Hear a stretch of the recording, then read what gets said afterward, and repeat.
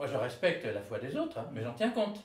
Je ne fais pas comme souvent dans les relations islamo-chrétiennes, que je connais bien, hein, où mon Dieu, c'est presque pareil, vas-y, et on traite au même niveau judaïsme, islam et christianisme, alors que ça ne correspond pas. Ouais.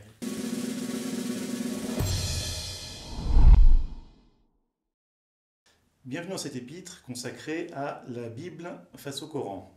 François Jourdan, bonjour. Bonjour. Donc vous êtes prêtre, eudiste, docteur en théologie. Vous êtes docteur en histoire des religions et en anthropologie religieuse. Voilà. Et vous êtes islamologue. Oui. Et donc vous avez écrit plusieurs ouvrages. Du coup, le dernier est sorti en 2015. Alors c'est une reprise de 2 livres en un seul volume. Il y a 2 livres. Il y a Dieu des chrétiens, Dieu des musulmans, qui est le plus connu, que j'avais publié en 2008. Et puis, que j'avais publié un petit peu après, la Bible face au Coran. Il se complète très bien. D'accord. Et donc justement, la Bible face au Coran, nous y sommes. Voilà. Est-ce que vous pouvez juste nous resituer déjà la Bible et le Coran en termes de date, où est-ce que ça se situe?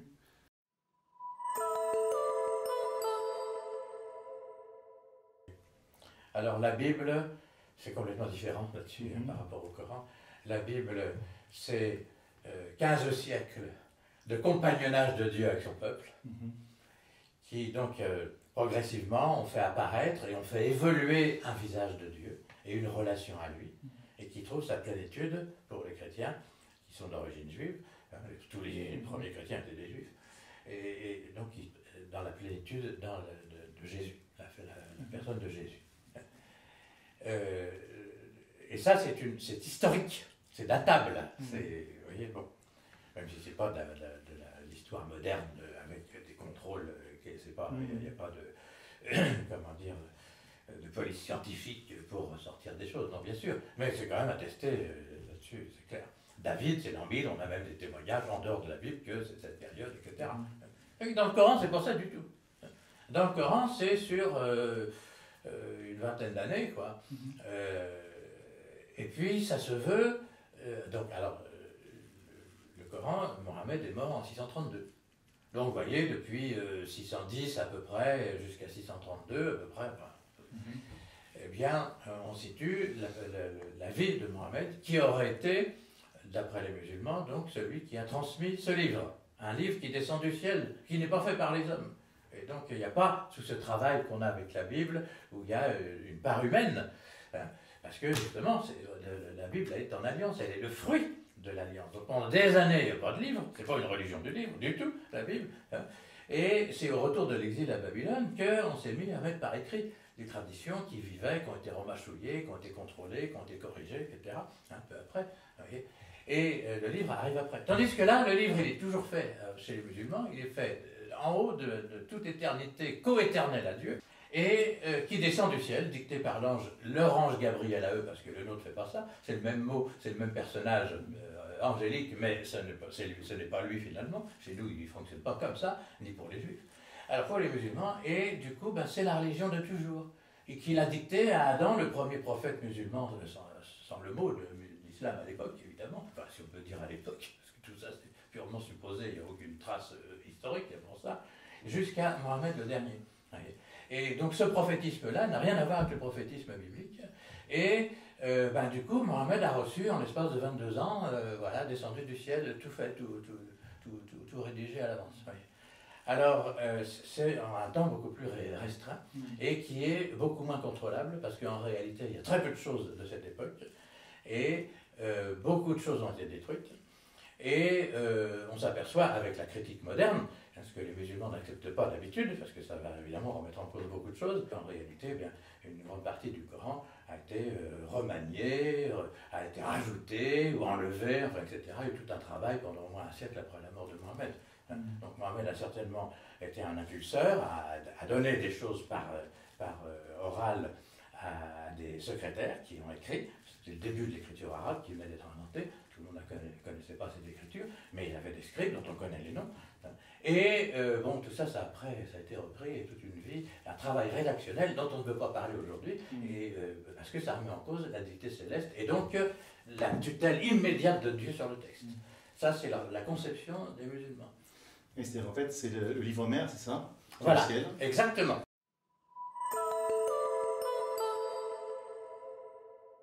C'est une religion du livre. De quel livre il s'agit? Ce n'est pas la Bible ni le Coran, c'est le livre mère qui est au ciel dont parle le Coran. Ou un kitab. Et en fait, le Coran, c'est une sorte de photocopie, entre guillemets, de ce livre céleste. Voilà. Voilà. Et donc, il serait descendu, en fait, cette image du livre mère serait déjà descendue donc, sur différents prophètes. Oui. Donc, depuis Adam, le premier. Depuis Adam. Oui. Donc Abraham aura donné un livre. On a Abraham. Comme Mohammed a donné un livre, ben Abraham a donné un livre. Et Jésus, le Jésus coranique, a donné un livre. Ils étaient tous musulmans. Et donc, ils auraient tous donné, en fait, le Coran. Oui, une forme du Coran, c'est ça. Le contenu est le même. Et la forme peut varier, mais le contenu est le même. Et finalement, la nécessité d'une dernière redescente se fait parce qu'on aurait déformé finalement ces livres. Voilà. Ce n'est pas une évolution du contenu, comme on a dans la Bible, c'est une correction d'erreurs qui seraient arrivées, parce que pour eux, l'histoire est dégradante. C'est-à-dire que le passé, c'est la référence, et ils sont tournés vers le passé, et depuis le passé, il y a toujours eu des déviations. Donc il faut corriger, et les différentes descentes de livres par les différents prophètes coraniques, jusqu'à Mohammed, sont là pour corriger les erreurs qui se sont introduites. Du coup, Mohammed, il est quelque part transparent, c'est en fait, le livre qu'il transmet n'est pas l'auteur du livre qu'il transmet. Ah, pas du tout. Aucun, ni Adam, ni Mohammed, ni Jésus, ni Abraham, qui sont des musulmans, ne sont les auteurs. C'est Dieu dans la rédaction même du texte. C'est pas par inspiration, c'est par dictée céleste. Oui, c'est-à-dire, on voit, c'est Jibril. Voilà, Jibril, Gabriel, mais leur Gabriel à eux. C'est bien le même, mais c'est pas le même. Il souffle, dit le Coran, et la tradition, il souffle dans le cœur ou dans l'oreille, l'oreille, ça c'est le Coran, dans le cœur des différents prophètes depuis Adam jusqu'à Mohammed. D'accord, mais il souffle, c'est le texte tel qu'il est en fait. Il est rédigé là-haut, il est lu par l'archange Jibril, mais il ne descend pas sous forme écrite, il descend sous forme orale, mais il est mis par écrit par quelques-uns, pas tous. La plupart, d'après l'islam, la plupart des prophètes, nabi, c'est le même mot qu'en hébreu pour dire prophète, mais c'est pas du tout la même conception, eh bien, le prophète est passif. C'est un enregistreur oral, et puis il dit les choses par oral. Parfois, ils ont pu mettre par écrit. Et c'est le cas en particulier d'Ibrahim, avec les feuilles dont parle le Coran, les feuilles d'Ibrahim, leur Abraham à eux, et puis le livre que Jésus aurait donné, le prophète musulman Issa, qui a changé de nom, il ne s'appelle plus Yassour, comme chez les chrétiens arabes, il s'appelle Issa, c'est un autre nom, et qui aurait donné un livre qui s'appelle Injil, dont on reconnaît la phonétique d'évangile, mais qui finalement est le vrai, et qui a disparu, dont on n'a aucune trace, comme tous les autres livres précédents. Il n'y a plus aucune trace des vrais. Tous ceux qu'on a, y compris donc dans l'Ancien Testament, ils ont été falsifiés, donc ils ne sont pas valides. Et si bien que saint Thomas d'Aquin le disait déjà au XIIIe siècle, mais c'est tout à fait valide encore aujourd'hui, les musulmans n'ont pas accès à la Bible, parce que c'est interdit pour eux, parce que c'est falsifié.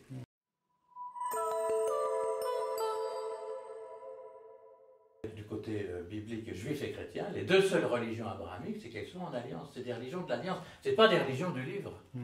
Ah non, pas du tout. L'islam est religion du livre mère qui est au ciel. Et ils nous voient comme religion du livre parce que leur Moïse et leur Jésus à eux étaient musulmans, ce qui n'est pas du tout notre vision à nous. Et donc pour les juifs et les chrétiens, nous sommes des religions de l'alliance. C'est ça qui est fondamental. C'est une originalité fondamentale de la Bible et du judaïsme et du christianisme par rapport à toutes les religions et par rapport à l'islam. Et aucune de ces religions-là ne sont révélées pour nous. Il n'y a que le judaïsme et le christianisme. Justement parce qu'il y a une histoire du salut qui commence avec l'Abraham biblique qui entre en alliance. Il y a un pacte prééternel fait avec Dieu et Adam, d'après le Coran, Sourate 7, verset 172, qui est très structurant, mais qui est complètement inatteignable dans l'histoire, qui est supposé. Une espèce comme une gnose. Je pense que fondamentalement, l'islam est une forme de gnose, de réinterprétation en dehors de l'histoire. On peut toujours dire ce qu'on voudra. Et on fait venir Abraham à la Mecque. C'est incontrôlable. Mais ça ne correspond à rien du point de vue de la Bible. Alors, donc, on est dans un autre monde. Il y a un pacte prééternel qui fait que tous les hommes, vous êtes nés musulmans, moi je suis né musulman, tous les descendants d'Adam, voyez, ça n'a rien à voir avec la Bible. Et puis, il y a l'alliance, il faut préciser, biblique, à ce moment-là, faite avec l'Abraham biblique, qui fait que Dieu est sauveur. Ah ben dans l'islam, Dieu n'est pas sauveur. Ah ben oui, mais justement, c'est parce qu'il y a l'histoire du salut qui commence à partir de cette alliance biblique. Ça n'a rien à voir avec le monde musulman. Oui. Mais c'était Dominique Sourdel qui écrivait que finalement, c'est pas tant Mohamed qui a la foi d'Abraham, mais Abraham qui a la foi de Mohamed. En fait, l'Ibrahim coranique, il faut préciser. Ouais, ah bah oui, oui. En fait, pour les musulmans, ils ont tous la même foi en fait. Oui. Ils combattent les polythéistes, voilà. ils ont tous un peu le même... Voilà, il y a des islamologues qui parlent de monoprophétisme. Voilà, il n'y a qu'un seul prophétisme et qu'un seul prophète, finalement c'est Mohammed. Et tous, par effet rétroactif, ils ressemblent à Mohammed jusqu'à Adam. C'est une gnose, c'est-à-dire qu'on ne tient pas compte de l'histoire. Devant Dieu, l'humain et l'histoire ne comptent pas. Tandis que dans le monde biblique, au contraire, Dieu entre dans l'histoire avec l'alliance. Et là, l'alliance, il la prend en charge. Et l'histoire aussi. Et il va même y rentrer, d'après les chrétiens, en venant dans la personne de Jésus. Oui, c'est en fait, même dans la Bible, finalement, donc la foi d'Abraham n'est pas la foi d'Isaïe. Il y a une évolution qui s'opère, un approfondissement de cette foi entre au cours de la Bible, au cours de... Ah voilà, il y a une progression, parce que nous, c'est historique. Et c'est la preuve, justement, pour moi, c'est une preuve que c'est authentique et que c'est révélé. Ça ne vient pas des hommes.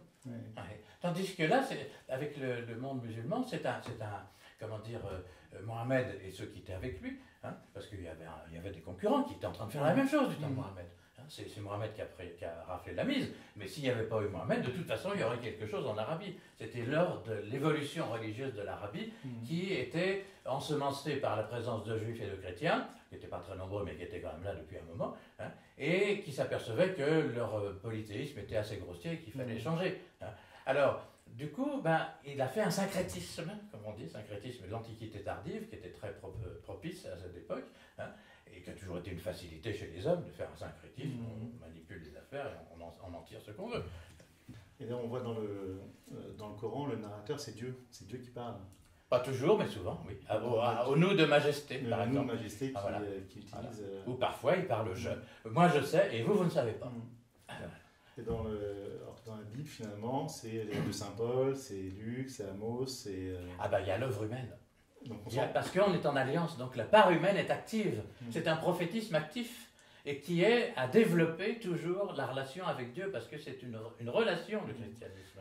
C'est pas simplement des ordres avec des réglementations qui tombent du ciel, il faut faire ci, il faut faire ça, il faut manger comme ci, il faut manger à kasher ou à halal, etc. Bon, là-dessus c'est assez proche du judaïsme, il y a des réglementations, et puis il y a une organisation de la vie sociale et politique. Non, mais dans le christianisme, c'est pas ça. Comme dit Jésus à la Samaritaine, c'est le culte en esprit et en vérité. C'est plus exigeant sur le fond, mais dans la forme, c'est beaucoup plus souple. C'est une relation, essentiellement, c'est une relation. Tandis que dans l'islam, c'est une soumission. Voyez, on est en état de soumission à un Dieu qui a une transcendance pesante, qui peut absolument pas, c'est trop asymétrique, se mettre en alliance avec une créature. C'est pas pensable, ça serait une faiblesse de la part de Dieu. Moi, je respecte la foi des autres, mais j'en tiens compte. Je ne fais pas comme souvent dans les relations islamo-chrétiennes, que je connais bien, où mon Dieu, c'est presque pareil, vas-y, et on traite au même niveau judaïsme, islam et christianisme, alors que ça ne correspond pas. C'est-à-dire que finalement, l'alliance se joue même dans la production du texte, en fait. C'est-à-dire que finalement, c'est Dieu dans le cœur de l'homme, qui travaille progressivement le cœur de l'homme, qui génère le texte biblique. En fait, c'est un compagnonnage, voilà, moi j'ai ce mot-là. L'alliance biblique, c'est un compagnonnage de Dieu et de son peuple. Et un compagnonnage qui va très loin. Parce que progressivement, Dieu va s'engager dans l'histoire et même s'impliquer. Par exemple, dans la Bible, vous avez Exode 3,14, Moïse qui reçoit le nom de Dieu. Dieu livre son nom.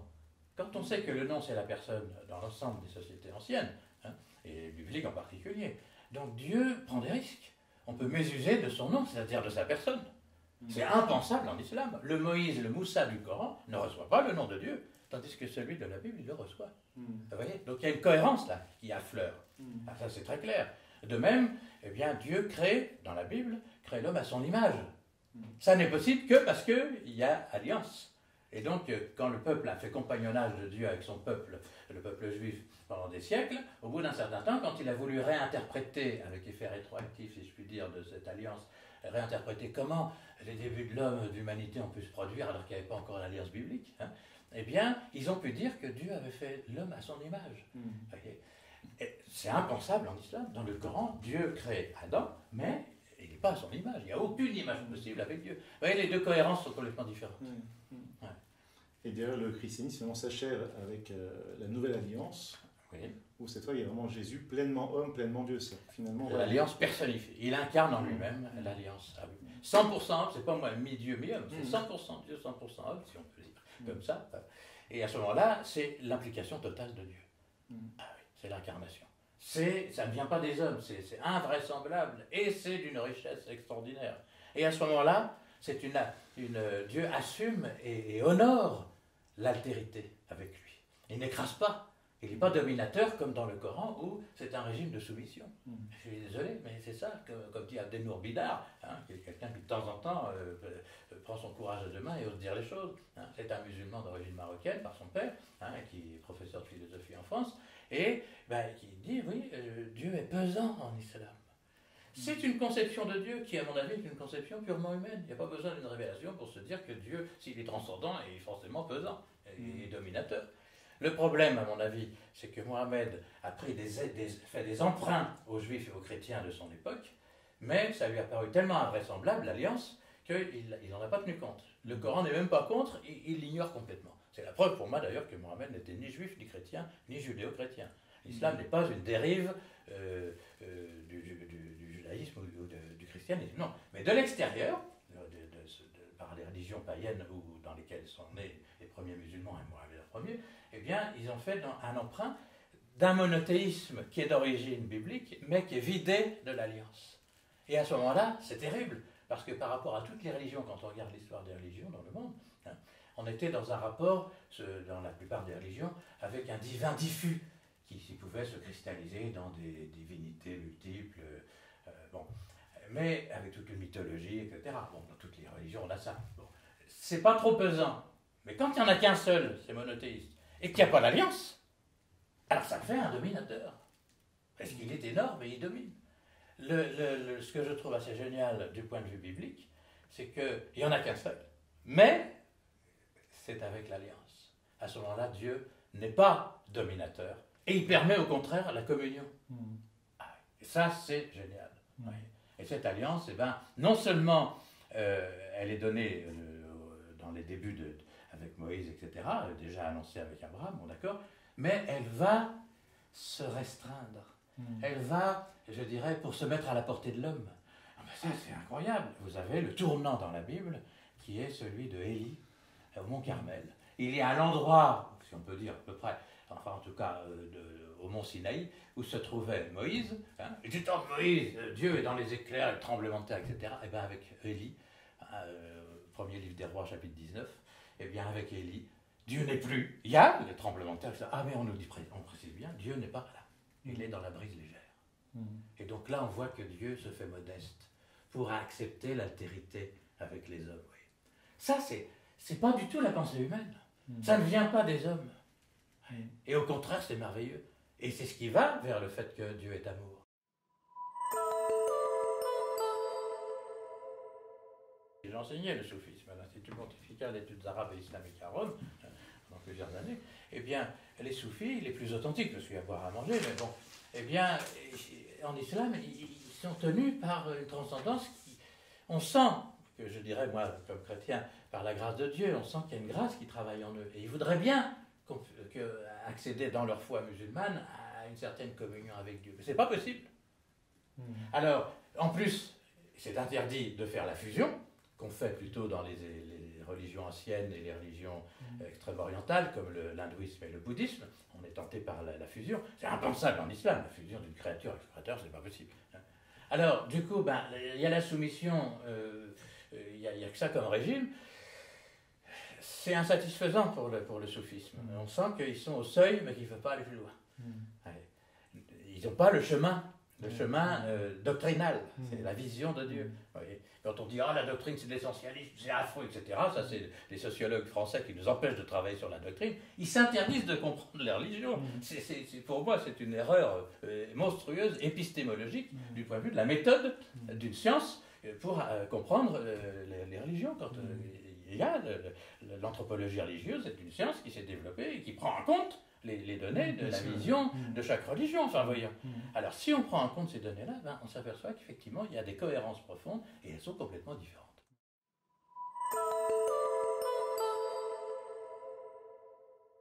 Quand j'entends les soufis de Toulouse où j'ai habité, que je connais, c'est la même confrérie à la Ouïa que nous avons à Paris et un petit peu à Orléans aussi, bon, eh bien, ils chantent Allah Mahabba, Allah Mahabba. Mais ils n'ont pas du tout le chemin. Allah Mahabba, ça veut dire Dieu est amour.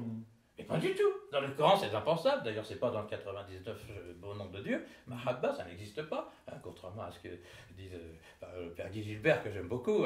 Mais bon, il dit Maharaba, ça n'existe pas, Maharaba. Et même le mot Mahabba, qui veut dire amour, ça n'existe pas dans le chapelet musulman. Et ça n'existe pas dans le Coran. Il y a le mot, mais Dieu n'est pas dit amour. Même pour les Juifs, d'ailleurs, Dieu n'est pas dit amour dans la Bible. Il n'y a que chez les chrétiens. Bon, parce que justement, il y a le chemin. C'est que déjà, avec Élie, et puis avec le serviteur souffrant, etc., puis avec la personne de Jésus, on voit que Dieu, il s'implique et il se fait modeste au milieu des hommes. Je ne suis pas venu pour être servi, mais pour servir, dit Jésus. Ah non, mais ça vient pas des hommes, ça. Eh bien oui. Alors c'est choquant, c'est même, je dirais, blasphématoire pour des juifs et des musulmans, mais justement c'est la grandeur de Dieu, la véritable grandeur de Dieu. Merci pour toutes ces explications. On va restituer cette cohérence un peu biblique et coranique de l'autre côté. Et à bientôt pour une prochaine épître. Très bien. Merci de nous avoir suivis jusqu'ici.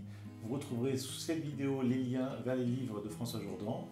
Vous pouvez bien sûr vous abonner à la newsletter du blog épître.com, ce qui vous permettra d'une part d'être averti de la publication des futures épîtres, mais aussi de pouvoir télécharger gratuitement au format PDF le contenu de ces dernières.